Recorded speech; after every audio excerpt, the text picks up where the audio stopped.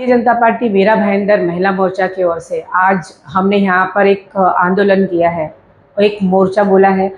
ये इसके खिलाफ है कि कल आपने सभी लोगों ने देखा होगा कि कांग्रेस के जो सांसद हैं मिस्टर साहू, उनके यहाँ पर से अंदाजन 300 करोड़ रुपए पाए गए हैं और अभी काउंटिंग चालू है। हमारा अंदाज़ा है कि उससे भी कहीं ज़्यादा निकलेंगे।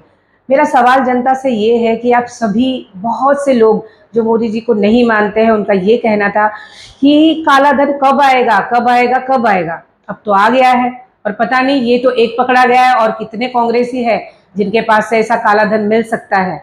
तो मेरा जनता से ये सवाल है कि अब आप क्या कहेंगे।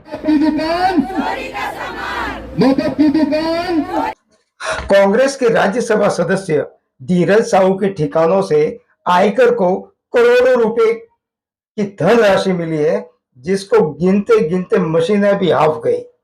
इस घटना को लेकर भारतीय जनता पार्टी को कांग्रेस पर हमला करने का मौका मिल गया।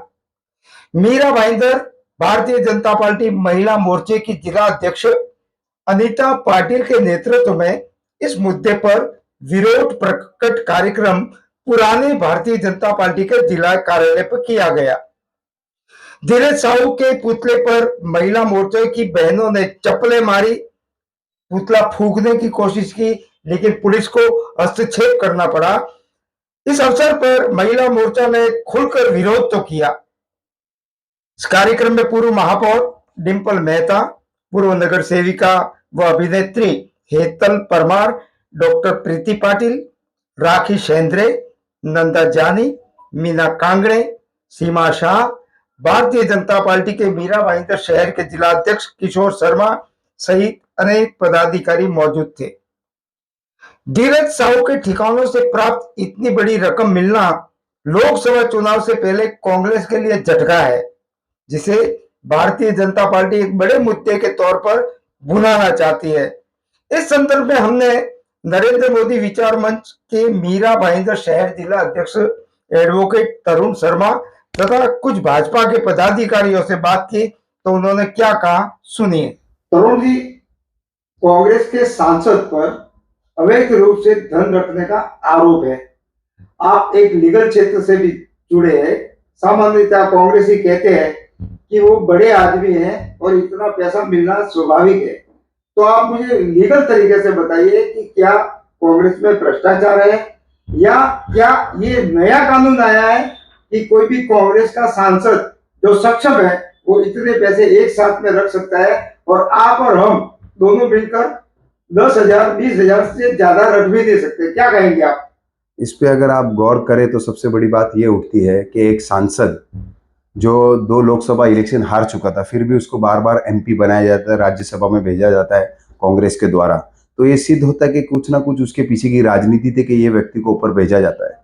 क्योंकि जब कोई आदमी को ऊपर रखा जाता है कि उसको कोई हार्म ना हो, कि उसके ऊपर कोई तकलीफ ना हो, तो उसको ऐसी बड़ी पोस्ट दी जाती। अब जहां तक रहा सवाल कैश निकलने का, जो मेरे हिसाब से 6 दिसंबर से लेकर आज हम 11 तारीख पे हैं, तो करीबन 5 दिन हो गए इनको कैश गिनने में। इनकम टैक्स डिपार्टमेंट को इतनी तकलीफ हो रही, तो सोच लीजिए आप कितनी रकम, मोटी रकम हो गई है। जहां तक मुझे मालूम है, आज सुबह की जो काउंटिंग आई उसमें कुछ 313 करोड़ रुपए अभी तक बताए जा रहे हैं। 313 करोड़ रुपए आपके बैंक अकाउंट में होते, ऑफिशियली होते। तो अगर कोई बिजनेसमैन होता है, तो जैसे अगर आप देखने जाए, देश के बड़े बड़े बिजनेसमैन है, टाटा हो गए, अंबानी हो गए, अडानी हो गए, इनके अकाउंट्स में है पैसे, तो उस पर कोई क्वेश्चन नहीं करता, क्योंकि वो अकाउंट्स में पैसे है, वाइट ट्रांजेक्शन है, उसकी एंट्री भी होगी। जहां तक ये सवाल, अगर कांग्रेस ये बोलती है कि वो बहुत सक्षम आदमी है, तो एक सक्षम आदमी को 313 करोड़ रुपए घर में रखने की जरूरत क्या थी? तो उसके पीछे का राज क्या है, ये समझना हमें बहुत जरूरी है। और जिस क्षेत्र से आते हैं, जैसे छत्तीसगढ़ से वो आते हैं, तो ये सिद्ध हो गया कि छत्तीसगढ़ में कांग्रेस की ये तैयारी थी कि अगर हमें कोई भी उस समय सरकार नहीं बनती है, तो लेन देन के लिए अगर कैश की जरूरत पड़ेगी, तो मेरे हिसाब से साहू साहब बहुत बड़ा रोल प्ले करते थे उसमें। पर ये तो ये आप बोल लीजिए, मोदी जी का चमत्कार था कि उनकी सरकार ही नहीं बन पाई, वहां पे वो उधर से सीट ही नहीं जीत पाए।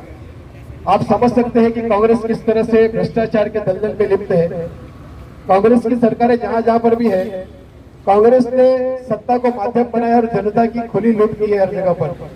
ये निषेधार्थ है। इसका निषेध करने के लिए आज भारतीय जनता पार्टी ने यहाँ पर एक निषेध आंदोलन का आयोजन किया हुआ है।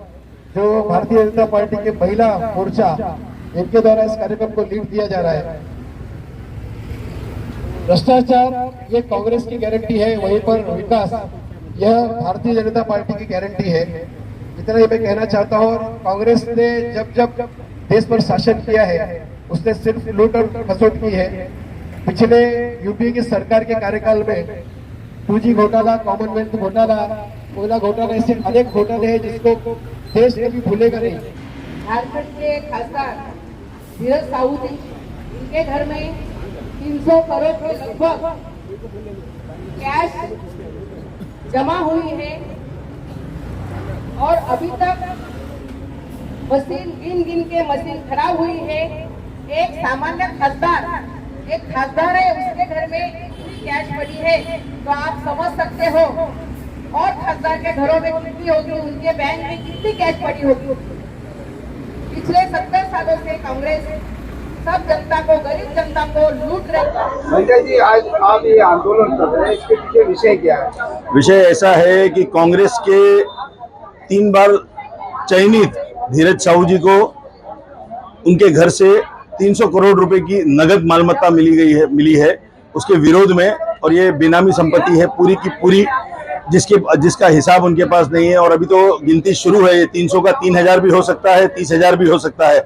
ऐसी कांग्रेस की मोहब्बत की दुकान है जिसका हम विरोध कर रहे हैं। ये जनता का पैसा है, जनता से लूटा हुआ पैसा है। आज हमारे भारत देश को गरीब बनाने में इस कांग्रेस का बहुत बड़ा हाथ है, ऐसा मैं कहता हूं। इसके लिए हमने आज ये आंदोलन किया है कि जो कैंडिडेट 2 बार लोकसभा में हार चुका है उसको आप 3 बार राज्यसभा भेजते हो और उनके घर से 300 करोड़ रुपए नगद मिलते हैं। क्या कांग्रेस इसका जवाब दे सकती है? इसके लिए हमने आज यहाँ पर ये विरोध प्रदर्शन किया है। भारतीय जनता पार्टी मीरा भाईंदर शहर जिला की तरफ